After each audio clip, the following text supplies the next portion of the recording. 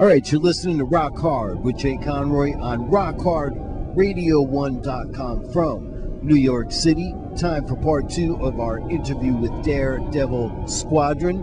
Going to start off with a song of theirs called Faith, Hope, Love. I will see you on the other side of that. Got some more music before we go, so enjoy it. DareDevil Squadron.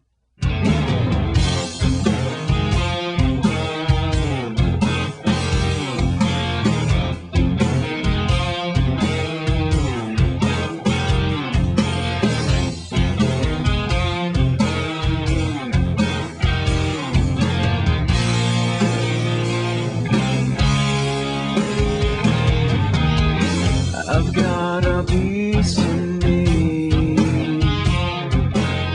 You don't run wild, but all the same, don't get too close, you'll see. When I let him out, he's got a real long chain. I learned the rules long time ago.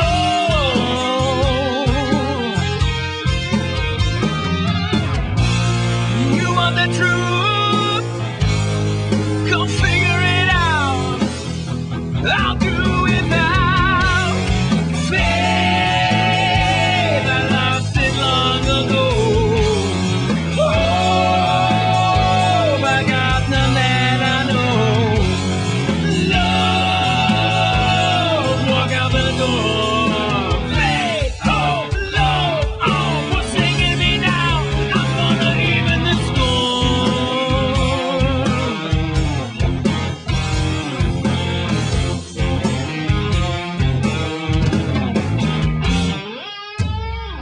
I've got a fire in me, and it gets harder in the night.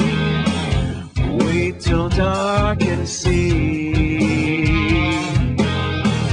If you spark, I might ignite. I learned the rules a long time ago.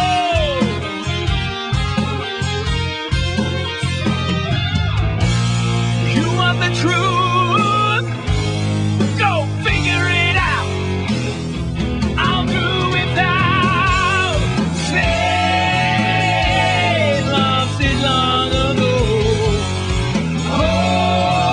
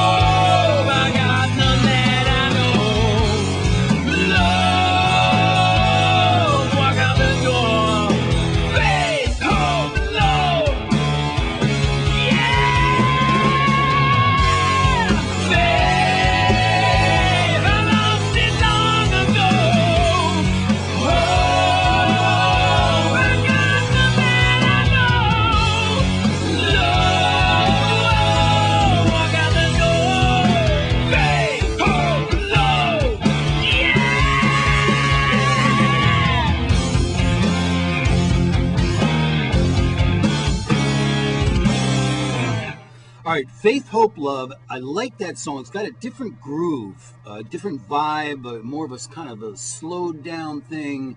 Talk to me a little bit about that, because you know the top of this album starts off so very heavy and maiden, and then you guys go into something like this, which I find very cool. Tell me about it. Well, I came up with most of the music on that one, or I started that idea anyway. And you know, it's got more of a slow, bluesy shuffle sort of Right, which is what I vibe, like. or some people call it a flat tire groove, when it's which you know, which I love that vibe, and I love playing it heavy, you know, in a rock context like this. And I don't know, it just it fits in the sense that the rest of the songs on the album don't have that vibe, you know. But it's Right. It was missing in a way, you know. We look at the collection of songs we already have, and you know, well, okay, we got a couple of fast ones, we got a couple like this, you know, we got the prog one, and then we don't have like a slow bluesy one, you know. So, and that's part of the rock, you know, vocabulary a little bit. So Now I know we talked about this a little bit. You being from France, and you know, talking tonight and hearing about your influences and that sort of thing. Did blues rock play a very big part in your upbringing at all? yeah, absolutely. I listened to, you know, around those same years that I was talking about earlier, you know, and Mark Knopfler, you know, coming back to him always, you know, he's bluesy. very, very bluesy, Yeah. you know. But I was listening to a lot of, you know, Stevie Ray Vaughan and Johnny Winter and you Okay. know, all those kinds of. So guitar-oriented blues. Yes, exactly. You know. I saw Johnny Winter. Oh, nice. Yeah. Nice. Alice Cooper, Johnny Winter, Leslie West. Yeah. Jersey City, I don't even know. My mother took me, okay? Me and a buddy. And, you know, Johnny Winter just ripped the place apart. I mean, I was there to see Alice Cooper. You know, I was a little kid, big Alice Cooper fan. You know, what the fuck was the name of that place? It was a stadium. The name escapes me right now, but they tore it down. I mean, it was falling down when I went there. I was like, you know, the music's going to knock these walls right down, man. But I can't remember the place, but it was there for a long time. The Aurelien came with this music, and it was just great to me to have us, you know, create an open songwriting thing in the band, that it was like everybody working together. It's the kind of thing you really hope for, that you're never sure it's always going to work out. And you know, when you make a record, you know, you have to decide on pacing across the entire thing, and you got to mix it up, or you're going to exhaust people. We made some decisions when we made this record, like you know, I think like one of the best records ever made is Jailbreak by Thin Lizzy. Mm-hmm. I think that length, you know, it's like 43 minutes or something like that. The number of songs on it, all that stuff really works for me in terms of attention span, what it accomplishes for the listener, all these things. So this group, and then it was like, lo and behold, Jason can play I love the way Jason plays a shuffle. So it was like kind of all that stuff falling together, and then it was just about coming up with a storyline that worked. I think we liked the fact that it has nothing to do with any of King's X's material, but Faith, Hope, and Love is a kind of an ode to a King's X record. But the lyric line about this is more about being faithless, hopeless, and loveless, rather than having those things. It's about not enjoying life in the absence of those things. And you know, the pacing thing, it's interesting because I noticed that listening to the album. I said, you know, they had to sit down and decide what tracks go where. And I think that they paced it out, you know, really well. You know, I got to tell you, because it was like, you know, it goes in a lot of different directions. Also, what you were saying before about, you know, there being 45 minutes. Now, it's my theory that before CDs came out and you had a 12-inch album, you only had enough room for 45 minutes. Right. That's all you had. Yep. So 8-10 songs, then the CD comes out. Now it's like 70 fucking minutes. Messed everything up Because now it's like a double album, but half of it's fucking filler. There's still only two good songs Right, on the record. that's There's the just problem. more crap out in the universe. Yeah, and I see more bands, especially newer bands, going fuck that, and they're coming out with a 10-song disc, and I like that. And calling it an EP because it's not as long. Yeah, right. But 14, it's like you say, the attention span, and I mean 14 tracks, especially a band, you know what? It's not even a band you don't know. Even a band 14 tracks can be a lot. I mean, there's bands I love, they put out an album, I'm like, all right, but it's about 4 tracks too long. Yeah. You could have skipped this, skipped that, skipped this. So even the double album had a format that broke it up for you. Right. Like everybody knows side 3 of The Wall is the best side. Right. And then but depending on what mood you're in, you could put on side 1 or side 2, and then if you really had a whole evening to kill and there was somebody you were mad at, you could listen to the whole record. There it is. I mean, The Clash, London Calling, that's an amazing double album, right? So, I mean, but you knew that the band was ambitious to have set out to make that double record, Right. But now it's just kind of like, well, yeah, let's put them all on there. That'll be great. Yeah, and it tends to go in too many different directions and sort of loses the vibe of the album, for me, And there were already records, from the heyday. I mean, there's some really famous records that I just think are proof that you could put anything on a record in the 70s. I'm like, really, guys? Really? Like, you had all that money, that you had that huge record company budget and everything, and you put that on the record? Well, it was the cocaine. It's like, my bad That's when the decisions cocaine bound. stopped working. All right, when the last song was playing, I was basically just going to ask you about this song, but the reaction I got when I brought this up, I said, all right, wait, let's hold this for air because we need to talk about this. The last song, I believe it's the last song on the album, it's called Lillian, and it is so different than the rest of the album. And I said, let me ask you a question. Where did Lillian came from? Where did Lillian come from? And Angus immediately started cracking up, and I said, all right, hold it right there. Let's save it for the show. The mic is yours. Let me hear this. Well, it's what makes me laugh is that now when I listen to the record, maybe I can hear it, but that just the fact that everybody feels that Lillian is so much different than all the rest of the material. I'm a little colorblind to that. Like, I think that really. I'm not in the minority there. Yeah. I think that there's a lot of there's obviously a lot of really dark, heavy, Iron Maiden, Rainbow, Sabbath influenced stuff throughout the course of the record, and then that one is very straight up Thin Lizzy. It's written kind of like a ditty. It's written like a singing song, and so in that context, yeah, I understand the difference. But it is, it's still rocking. It's still a 2-guitar thing. It's an up-tempo rock shuffle, and so I felt like, it had its own space. In terms of what it is as a song, it's literally a song that I started singing to my daughter when she was a baby.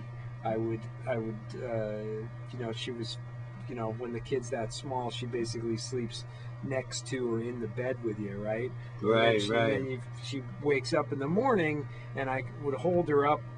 I'd be lying on my back, and I hold her up over me, so she's looking down at me, and her name's Lillian, and I started singing her this song, and that's what it became. So it has I know it has like a sweetness to it that's very authentic, resonates with people, and it does put it out of character from the rest of the record. But it was the 10th song we had, so we went ahead. Well, now that you tell me that it was written about your daughter, that's a beautiful thing. So that takes it all off the table. If it's for your daughter, that's beautiful. Her name is Lillian. I think that's great. So let's play it.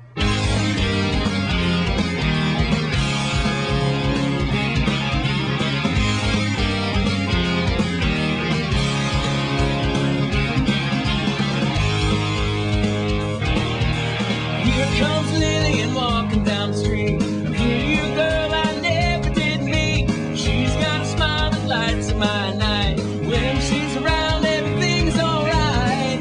Won't you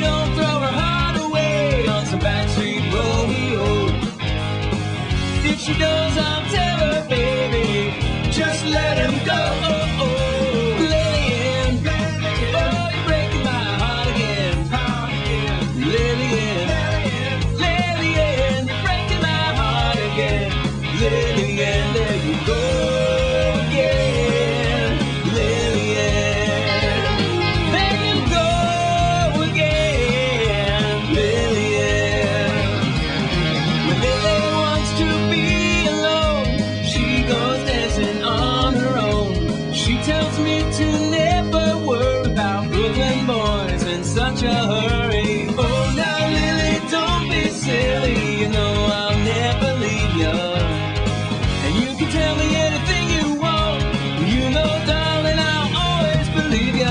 Lillian, oh, you're breaking my heart again. Lillian, Lillian, you're breaking my heart again.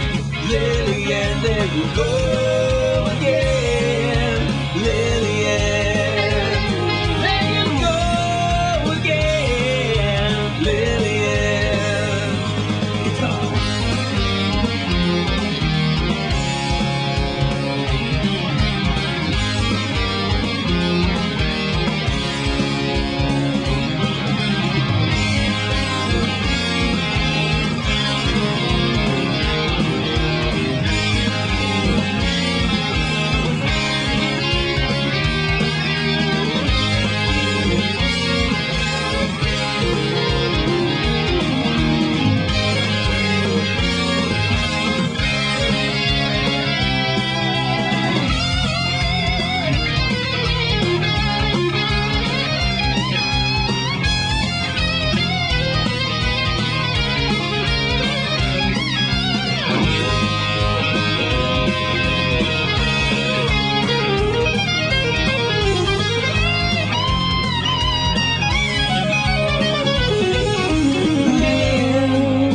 Oh, you're breaking my heart again. Lillian, oh, you're breaking my heart again. Lillian, oh, you're breaking my heart again. Lillian, Lillian, you're breaking my heart again. Lillian, there you go again. Lillian, there you go again. Lillian, there you go again. Lillian, there you go again. Lillian.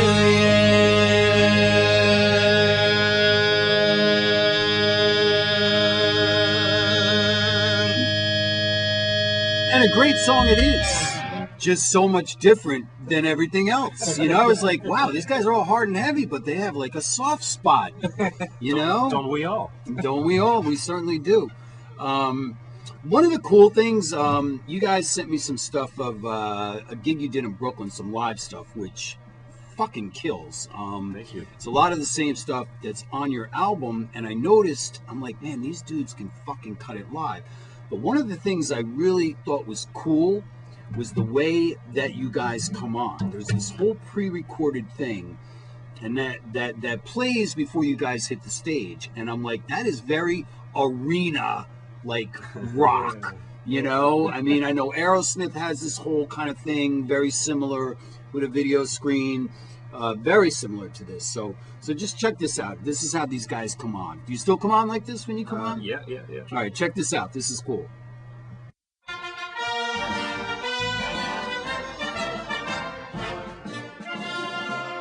Since the dawn of mankind, human beings have been fascinated with flight. The heavens, that vast canvas just out of our reach. Through years of trial and error, we have learned to harness wings and soar to the clouds and beyond. One band of brothers keeps this dream alive. They unleash an onslaught of true metal upon the world and the heavens. Ladies and gentlemen, squint skyward and listen. This is DareDevil Squadron. I love that. You guys come out every time like that? Yeah. Play that before? That's the idea, you know, trying to be theatrical, but as cheap as we can be, you know, and play in a little club, and we've got the little spinning police lights. Right. You know, everything's in the dark. We get that going, and we all stand, you know, in the dark, just waiting for the cue, you know, and getting the audience prepared. The full walk on is, you know, while you're kind of getting in position and making sure your pedals work and checking the amp a little bit, you know, you do a little bit of walking around, fiddling before everybody knows they're ready to go. We're playing the Steve Stevens thing from the very opening credits of Top Gun, where the guys are walking around on the aircraft carrier, like getting the jet ready to take off and stuff like that. How many times have you guys seen Top Gun? For Christ's sake. Come on, man. Today? You mean today? Yeah. That's a big Top Gun fans. Yeah, well, I don't know what are you gonna do. But I think we're plundering for our next record. We're gonna plunder the right stuff to some degree, right? You're not gonna cover like New Kids on the Block, right? No. Because you did cover Mumford and Sons. and I'm still proud. As you should be, because, you know, let's do that next. Because Mumford and Sons, I mean, they're like how would you describe them? It's my show. I don't want to talk too much shit. Go ahead. They're what, British folk inspired? I mean, yeah, and they're fucking huge. They top the charts, right? They sell out fucking arenas. So five is Mumford and Sons. So I'm like, let me check this out. I put it on. I'm like, this fucking sucks. I'm like, this is what's number fucking one. No wonder the country's in the fucking shape it's in, you know? Mumford and Sons. I mean, even the name. I thought it was gonna be like, it reminded me for some reason of like little puppets, like you know, like Mumford, and Mumford is the big daddy puppet. HR Puff and stuff. Yeah, like something like that. I was like, what the fuck is this Mumford and Sons shit, you know? So, you know, I saw that you guys, what song was it? Oh, Little Lion Man. Little Lion Man. Now, I don't really know it from Mumford and Sons. I know it from you guys. Did Mumford and Sons have explicit lyrics in here? Yes. They did? Yes. Well, I'll give them a little more credit there. You gotta give them that credit. And that was the hook in their first song. All right, so I'm sure a lot of people know this, even though I don't fucking know it, because I don't listen to that kind of shit. But we're going to play this because, you know, I didn't realize it was a cover till 3 or 4 times in. And then I was like, why is this song separate from the album when you sent me the stuff? Right. And then finally, I don't know, somewhere along the line, I was like, oh, that's what this is. Well, this is fucking interesting. We got to talk to him about this. So, all right, let's play this Mumford and Sons cover, Little Lion Man. But it fucking rocks. I'm telling you right now, fucking rocks. Here we go.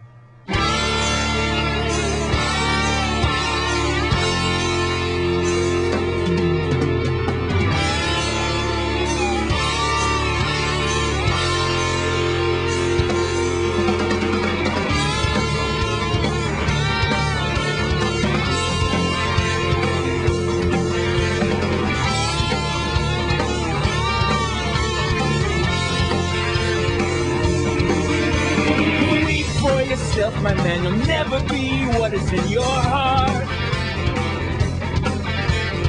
Weep, little lion man, you're not as brave as you were at the start. Break yourself and rake yourself, take all the courage you have left. Waste it on fixing all the problems that you made in your own head. But it was not your fault but mine, and it was your heart on the line. I really fucked it up this time, didn't I, my dear? Didn't I, my dear?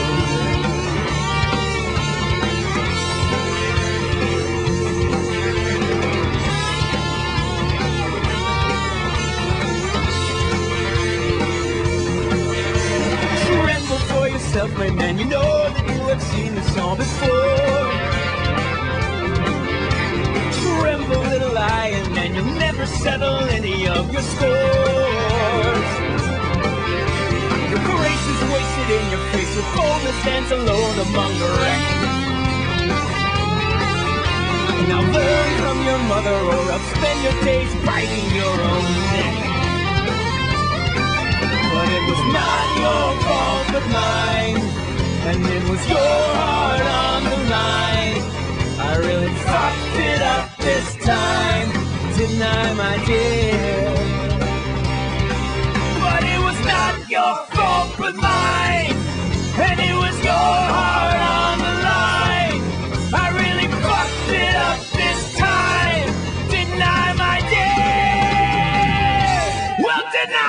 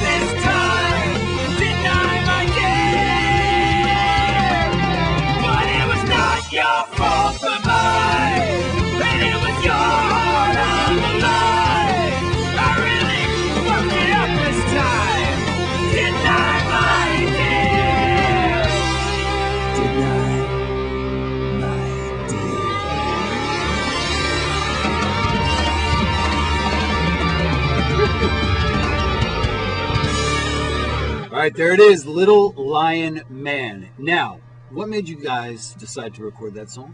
Well, first of all, I would say, you know, we like to think of that song, of that version, as really being the version of the song that they, Mumford and Sons, really wanted to really make. wanted. Yeah. But their fans probably wouldn't have seen it. I think the that way. I don't know. I think the fans would, you know, I think they got to hear this. They got to hear this. You know, they're limited because that main guy, you know, he just plays the drum with his right foot while he's playing the guitar. You know, we have a proper drummer. Yeah. And you know, we have amps. Like they don't even have amps, right? You know, and they're just, you know, they're beating their guitars and their fucking banjos and mandolins to shit, you know, trying to play this shit loud. Just plug into a Marshall and get a drummer. Yeah, right. Yeah. And then that's how it sounds. Well, I mean, we're all talking shit about them, but meanwhile, they're like fucking #1 everywhere they go, and you know, selling out fucking arenas. Well, so. yeah, but we're way cooler. Well, yeah. We're more indie. We're more indie than that. I don't know. It's like, I think. Yeah, cool or not. I think there was something about the lyric that I thought, you know, well, man, there's some epic quality to what was going on there. If we did it with a suitably epic track, you know, you could make something out of it. We had fun doing it, man. And you know, it's a song. It's the same 3 chords you hear in most Iron Maiden songs. Right, so, right. And so that I'm just trying to prove it. There you go. All right, we are in the studio. You're listening to Rock Hard with Jay Conroy on RockHardRadio1.com from New York City. Thank you so very, very much for being here. Once again, we are in the studio with Aurelien and Angus from DareDevil Squadron. We've been playing a lot of their tracks. So much material to cover here. We're going a long time, but this is really, really good. They're the 2 guitar players in the band. And they brought in some acoustic guitars, and they're going to do some jamming for you. So I'm going to turn it over to them. Guys, talk a little bit about what you're going to do and say what you want to say, play what you want to play. Well, I would say in absence of our lead singer, we're gonna do sort of an improvised instrumental version of one of our songs called Power Trip, and we're just gonna play the wrist around a little bit and trade some licks like the cats do, and try to take it back home somehow, and and that's what's gonna happen. All right, cool. Let's do it. Spontaneous combustion going on right here in the studio. 1, 2,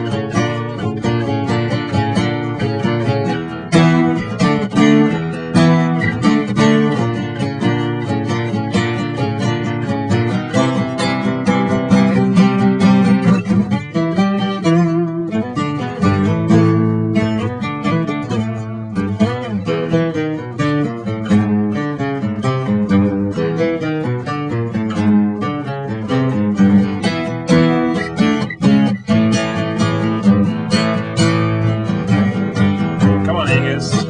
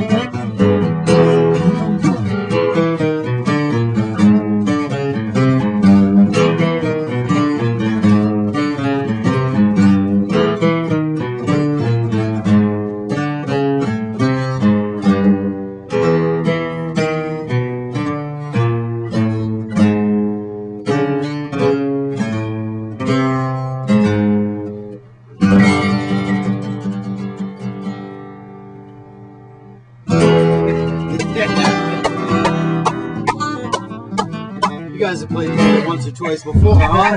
Not in a while. That sounded fucking great, man. Now, what song was that? Yeah, this is called Power Trip. Power Trip. We haven't played Power Trip. Yeah, we maybe. did play Power Trip? No, we haven't played it. Okay, good. So I'm glad that we played something. Yeah. You played something that we haven't played. We haven't played on the album. There The you live go. version's good Yeah. too. If you want, that would be a world premiere if Oh yeah. if you played the version from the live. All right, let's do that. You want to do that right now? Let's do it. Sure. All right, let's do it.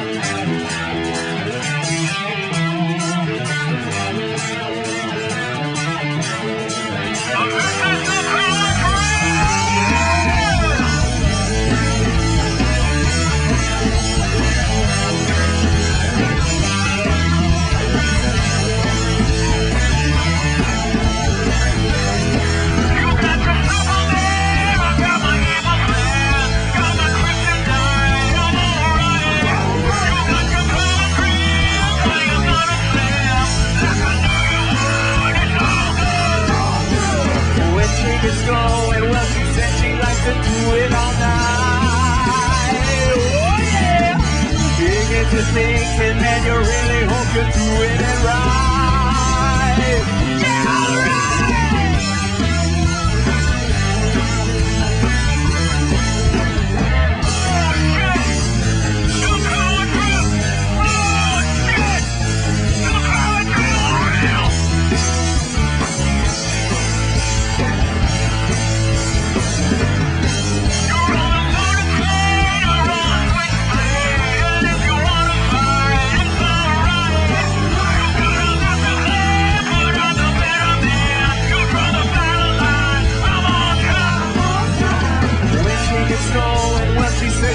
could do it all night. It gets you thinking and you really hope you're doing it right. Yeah!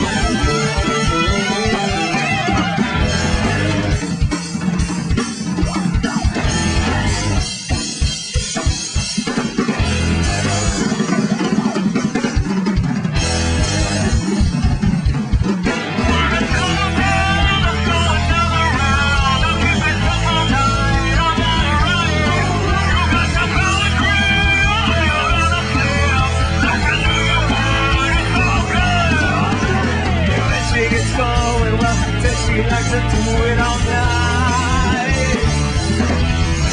It gets you thinking and you really hope you're doing it right. Yeah!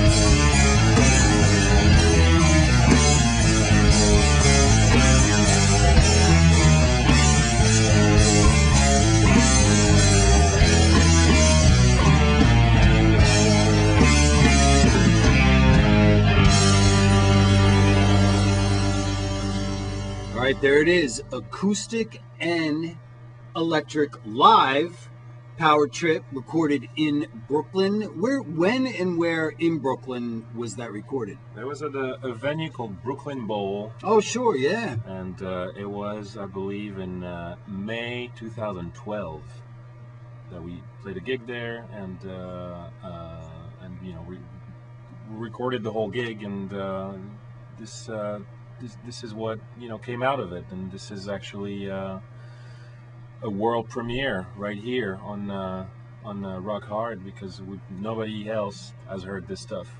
Well, cool. I'm glad we could be the ones. Yeah, you're welcome.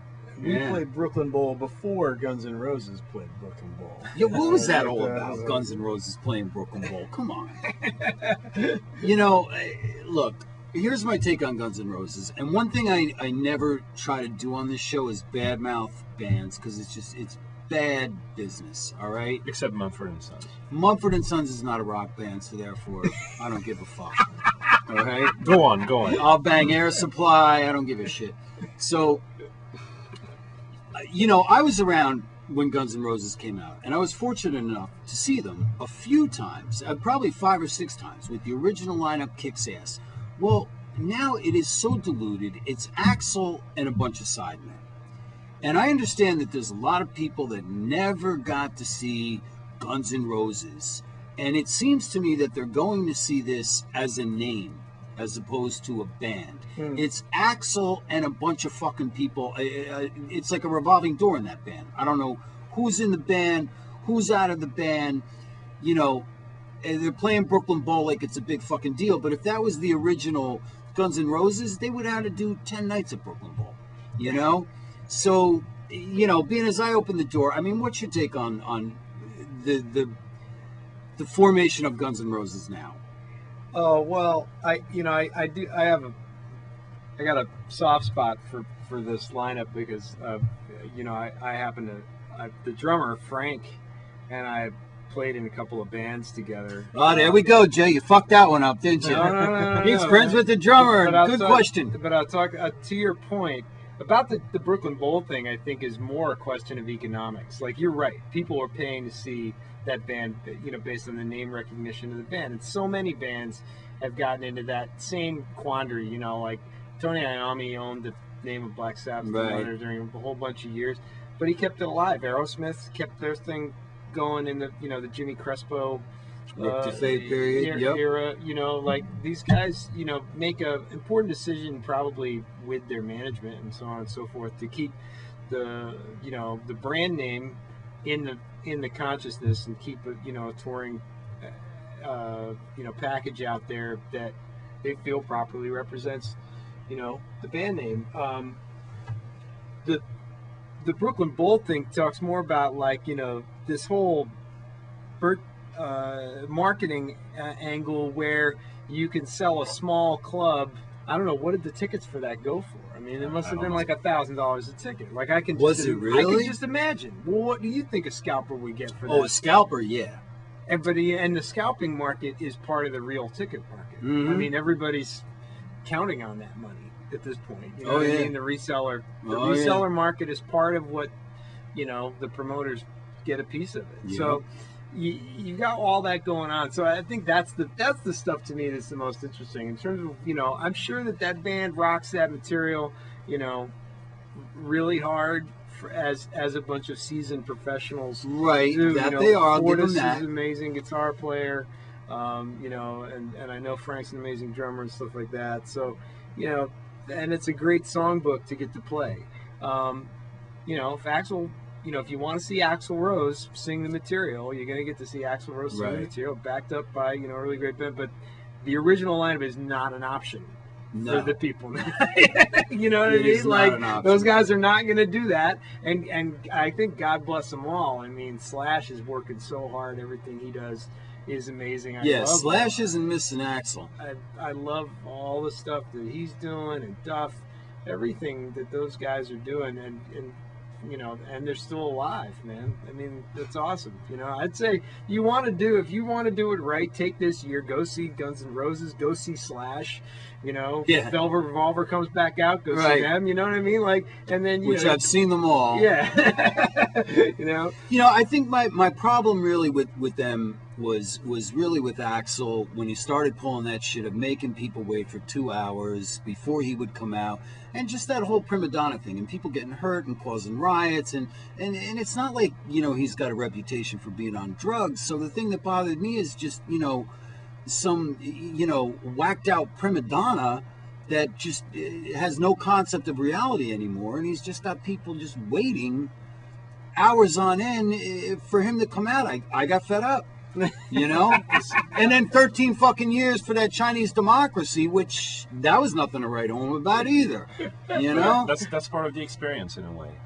I feel, you know.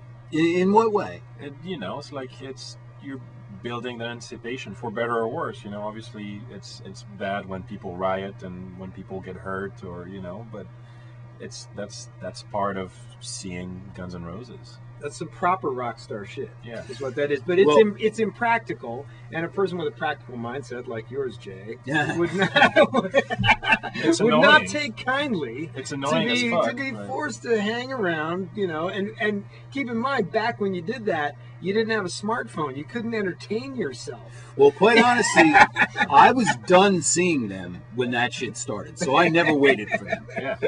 And I will say, in the beginning, when they came out, I mean, they were the real fucking deal. It was incredible. It was like the first band in a long time that was like, these guys aren't fucking around. This is not glam.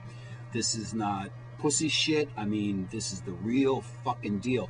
And I mean, I saw some of the most intense crowds at Guns N' Roses concerts that I had ever seen anywhere. I mean, they hit the stage and it was just like this rush toward the stage and people just going fucking nuts like you just don't see, you know. So maybe that's kind of my problem with it, is that's all gone, you know, and you got what you got here. So all right, we talked about it. I don't know what we established. I think we didn't establish anything, but you know, we got our opinions out. There are differing opinions. Yeah, on exactly what's going on. You know, because I've had, you know, younger guys say to me, "Oh man, Guns N' Roses." I'm like, dude, you're not seeing Guns N' Roses. You know, you're seeing Axl and a bunch of sidemen doing the song. It just, to me, it's just not the same. So, anyway, that's with that. Speaking of Ozzy and Black Sabbath that we've been talking about a lot, you guys, when you played Brooklyn Bowl, did a cover of Fairies Wear Boots. Yes. Now, I gotta tell you, Fairies Wear Boots, it is hands down my girlfriend's favorite Sabbath song and one of my favorite Sabbath songs. I fucking love that song. Yeah. So I'm listening to it today and I'm going, but the key thing here is going to be when the vocals kick in. It's all, you know, the guitars, okay, fine. I'm like, okay, they got it, but let's hear the singer. And the fucking singer nailed it. Yeah. I thought it was really fucking good. He's a badass. He is a badass, man. He really is. I mean, you know, Ozzy has, excuse me, Ozzy has a distinct voice. It's not easy to duplicate, but this guy did a real good job, as the band did a real good job, because Sabbath, you got to be fucking dead on, you know, to really nail Sabbath. So take a listen to this, Fairies Wear Boots by DareDevil Squadron. Here we go. Check it out on Rock Hard with Jay Conroy on rockhardradio1.com from New York City.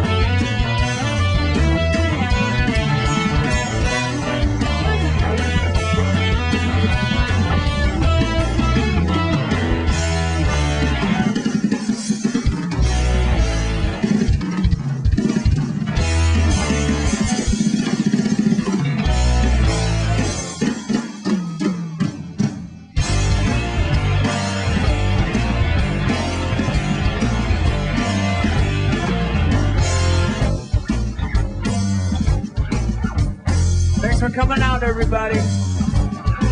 We're the DareDevil Squadron.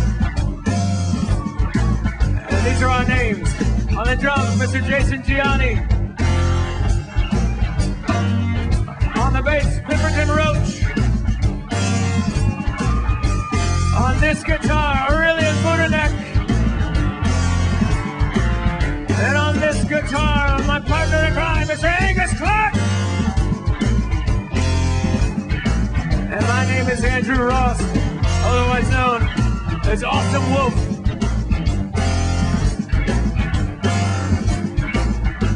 Well, fairies wear boots and you gotta believe me.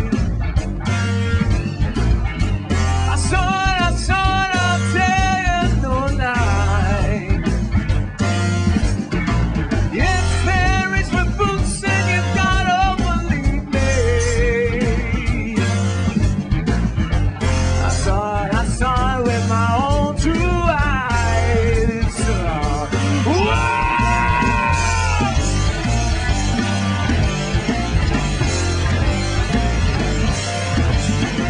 So I went to the doc, see what he could give me.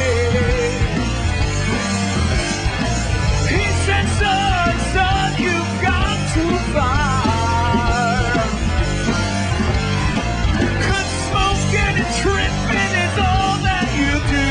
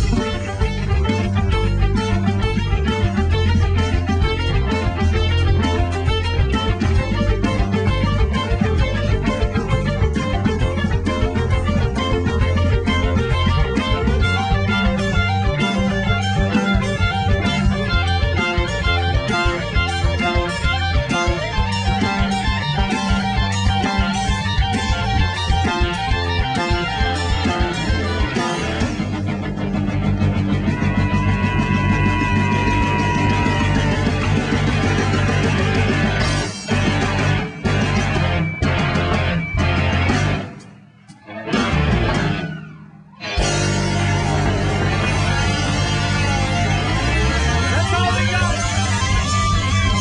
Thanks, guys. Thanks for having us.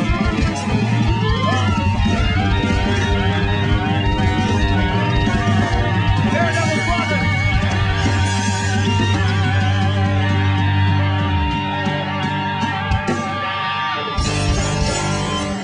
Guys, fucking smoke that. Thank you. Fucking smoke that. That is not easy to do. You guys are fucking some kick-ass guitar players. Thanks, For Jay. sure. I mean, I've seen you play live, Yes. electric. Tonight, Angus, is the first time I'm seeing you play an acoustic, and you do a hell of a job. I can hear on the album, you know, how good you guys are. I mean, I've seen you play again live, and it's just phenomenal, the shit that comes out of your guitar, man. You guys are really, really good. Thank you. One of the things I want to talk about is when we met, you had said to me, "Oh yeah, I got this gig tonight," and I'm like, "Oh okay, where at?" And you're like, "It's on Broadway." I'm like, "Oh yeah, what are you playing?" You go, "Oh, did you ever hear of a show called Rock of Ages?" And I'm like, "Dude, what are you fucking kidding me?" I'm like, "That fucking show is huge, for God's sakes, you know." And our age difference, you're younger than me, and we talked about this, and you being from France. And I said, okay, you know, give me a run through of what these songs are played. You know, what songs are played during there.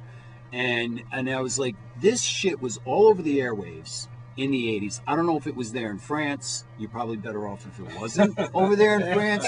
Here I go dissing shit again. But the shit I'm dissing, and this shit, you know, it deserves to be dissed. So, and when you're naming me the songs, I'm going, okay, so there's 4 guitar players that you're better than already. That are fucking, you know, you're filling in and playing these songs. They're better than the originals. So tell me how you landed that gig, and also you talk. I want you to talk about the the subbing, how there's multiple subs for each person in those plays. So Well- how did you get into it? And then tell me about the subbing. Well, there's in fact multiple subs on this show because Angus right here also subs on that show, Oh, really? Yes. I did not know that. and he's see what you actually learned. he is the person that got me on that gig in the first place. Aha! So you're a big. So you're. Go fucking figure. I'm glad I brought it up. That's why when I was like, I asked you, can I bring this up? And Angus is over there going, yeah. And I'm like, oh, Angus is talking for him. No, now I know why. Yeah, so that's that's how it started. The show started in 2009, I believe, the Broadway production, or maybe 2008. Yeah, moved to Broadway in 2009. 2009, and you got on pretty early on, right? Or Yeah, I got right about when it started. Yeah, well, it was soon after. So like, and we have to blame our lead singer Andrew for the whole thing because Andrew actually went to see it, and then Well, I hear it's great. it is People say it's very funny. It's great. So go ahead. Andrew went to see it. So Andrew went to see it, and I was saying, man, I need some work. I needed some work. Right. And it was like, well, dude, you should go down and check that out, man. It's like the whole show starts with the lead guitar player comes down to the front of the stage, goes down on one knee with a light in his face and a fan blowing his hair back, and rips this massive solo, and then they're off and playing Just Like Paradise by David Lee Roth, and tons of guitar solos and bands on stage the whole time. It's a lot of fun. So you It's get to play hilarious. some Steve Vai there. Everything. Didn't Yep. Steve Vai play? Yeah, that's right. So one of my tips for success is that it really only takes you 3 phone calls to get to whoever you need to get to in life. You will find that it's not 6 degrees of separation. 3 phone calls will get you. Now, who do I make to these you phone need- calls to? That's you got to follow your nose into I that see. one. Okay. And it all tied into where we were making the DareDevil Squadron record.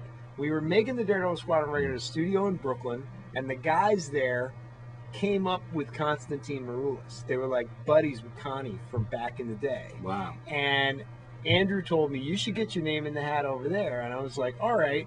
And I said to the guy at the studio, hey, can you get my number to Connie? I want to get seen about going in at Rock of Ages. And so he gave my number to the other guitar, to Tommy Kessler, who's one of the chair holders down there, who also plays for Blondie. And I got a call from Tommy and went down, and it turned out that Joel Hoekstra, who's the other guitar player there, and I had already met previously, and I'd made a good impression. God knows, thank God, I was on good behavior that day, and so it was very organic at that point because I knew at least 2 people in the room, and the rest of the guys, a bunch of New Yorkers, would go way back. That pretty similar age range and stuff like that. I was in there for a while, started subbing on both chairs, and then Joel mentioned that he needed somebody, and I was like, I know this French guy.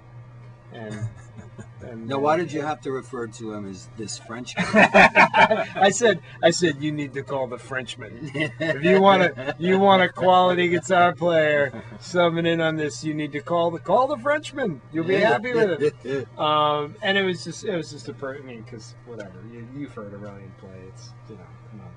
So you guys, how often do you guys work on that show? It comes and goes. Me personally, I only fill in for guitar 1, which is that's Joel Hoekstra, and he's busy. He also plays with Night Ranger, so he's out on weekends a lot and stuff like that. So or he goes out on tour for multiple weeks. So it can go from doing it once a month to doing 14 shows a month. And I thought I read on your Facebook page that you did the show 70 times last year. Probably around that. That's not bad. Yeah, I've done it about 200 times total. Wow. Yeah. So that's good pocket money, man. Shit. Pocket money takes you a long way. Yeah. Yeah. Now, Angus, how about you? How often do you play there? Man, I haven't counted up the number of shows. I have to look at my pay stub from last year. And you got- Well, let me put it Yeah, to you this way: bullshit. how many years have you been Well, subbing since over there? 2009, I think Okay. I started around the time we were making the So record. like you're going on like 5 years. Yeah, and you know, it'll be because I sub on both chairs. I sub both guitar 1 and guitar 2. So if I do like one weekend for Joel, that'll be, you know, anywhere from 3 to 5 shows, maybe, you know, on that one chair, and then on Tommy's chair if I do, you know, another. So I'll do it anywhere 6 to 10 times a month is usually the average. And then there's times where like Blondie goes out on a full blown tour, and you know, if everything comes together exactly the right or wrong way depending on how you look at it, I wind up playing the entire 8-show week, which, man, an 8-show week on Broadway, I got to give it It's a up to those bitch. people. Oh, man. yeah. That is You do what, like 2 shows on a Tuesday or something? Saturdays and Sundays. So the matinees are rock raises. So it's double on Saturday, double on Sunday. Okay, so what days are you off? Tuesday. So No, just Wednesday. You're off on Wednesday. Wednesday's the only day. So off. 4 shows. So 2 shows on Saturday, 2 shows. Okay, I see. I'm doing the math in my head there. Wow, that's a lot. That's demanding for sure. Yeah. And it's not like being on tour. You just get on the bus, drink a beer, and fall asleep in your bunk. It's you got to get on the subway and ride the cold ass smelly train back to Brooklyn and Yeah, Queens. that's the beauty of Broadway. These are Everybody uptown, leaves these are and uptown problems, to be sure. I'm Yeah. not complaining. I'm not complaining. You, It's just, you say it like it's a bad thing. no, but it's just funny because you know you're out there in front of all these people and they're worshiping you, and you're like, yeah, and you're feeling good because you just rocked, and then you're on the fucking subway going back home. You know, it's the way it is. You though. got to take the trash out. You know. Yeah, when you get, that's the way it is. You know, that's the shit that keeps you grounded, though. So, you know, I want to thank you guys very, very much for coming in. I tell you, man, we had no problem filling this time. We're gonna have to make this actually into 2 shows because you guys just ate up my entire fucking show. I don't even have to do anything really. I could just air this and go, hey, here's the show. But you know, I'd rather make it into 2 parts and keep the audience coming back. So, Great. plug your stuff. What do you guys want to say? Well, you know, if you like what you heard, check us out on www.DareDevilSquadron.com and learn about us, and come check us out at a show sometime soon, I hope.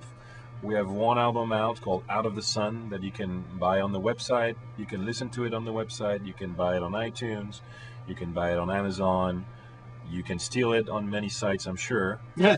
And we're currently working on a second album. We're in the process of recording it right now, so keep an eye out for that. And we've got those few live tracks, which you heard one earlier. And we're not really sure what we're going to do with that, but we're going to release it in some shape or form sometime soon. So keep an eye out for that as well. Any plans for the band to play out? We're focusing on recording right now, but I'm sure, you know, yes, we will be playing out this year at some point, at least to break those new songs in and, you know, give a taste of this new material to the audience and see you know what they think about it and all that kind of stuff. So we'll be out playing in New York at some point this year. All right, Angus. That's it. Aurelien has summed it up perfectly. DareDevilSquadron.com, the album Out of the Sun. Check it out. Look for new stuff this year. We'll send out a flare when the album's coming out and when we're playing live. And we'll be sure and let you know, Jay, and you can let all of your fantastic listeners know. Thank you very much for having us. It was you, Jay. my pleasure. You guys stood up. You guys definitely stood up. And, you know, it was a lot of fun. And again, I want to thank you guys for coming in. Thank you. Best of luck to you. Best of luck over there at Rock of Ages. Maybe I'll get over there one of these days and see Yeah. the show because I was so anti going, I ain't going to see that shit. You'll love it, man. That's what everybody says. They're like, it's funny, it's good. I mean, when you named the songs to me, I was like, oh man, all those songs, you know. And I think I've done enough trashing for today, so I'm not going to trash any of these songs. Not even, we built this city. We built this city on rock and... That's one of them, right? That Oh, sure yeah. is. Yeah. You know that was voted like worst song a few years back. I remember that. Right? And we actually, TV show I worked on, we actually had the singer in. He was on the phone. He was a phoner talking to me. How do you feel? And, you know, he ran with it. Yeah, Mickey Thomas. He ran with it. He was like, you know, look, I think there's a lot worse songs than this. He said, but you know, what the hell? It's publicity, and I'm going to go with it, you know? So, there it is. All right, I won't trash anything more. Sister Christian, I actually like that song. That's in the show, right? Yeah. I just love that song, always did. And I know you guys are Night Ranger fans because your buddy is in there, right? Yeah, that's right. Yep, they still do a great show, man. Yeah. Absolutely. Yeah. Great band. Yeah, cool band. All right, thanks again, guys. You have been listening to Rock Hard with Jay Conroy on rockhardradio1.com. Once again, want to thank DareDevil Squadron for coming in the studio. We will see you guys soon. Rock hard.